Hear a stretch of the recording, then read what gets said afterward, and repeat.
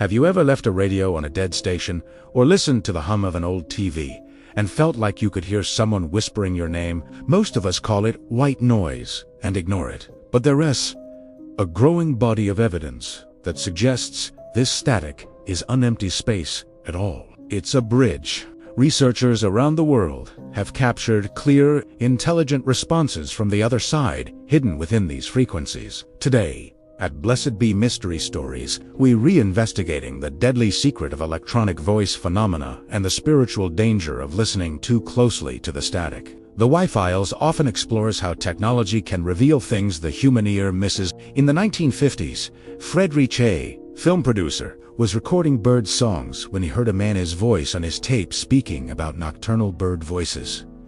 There was no one there. Since then, thousands of EVPs have been documented in controlled environments. Science tries to explain it as radio crosstalk or apophenia, the brain's desire to find patterns in chaos. But how do you explain a recording that answers a direct question in the voice of a deceased relative? Forensic audio experts have found that these static voices don't have the same wave patterns as human speech. They are formed directly on the medium. They aren't speaking to the air. They are speaking to the frequency. In the spiritual realm, the Bible refers to the enemy as the prince of the power of the air.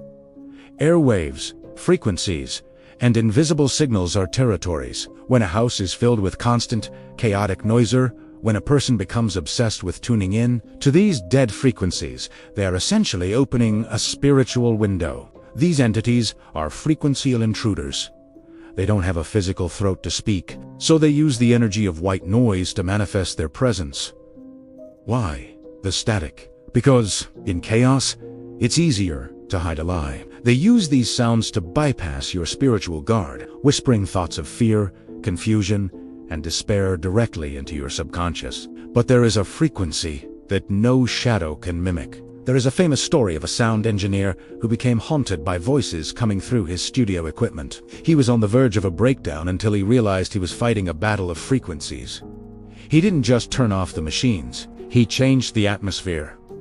He began to play worship and speak the word of truth out loud in his studio. He reported that the static voices didn't just stop. The machines themselves seemed to run cleaner.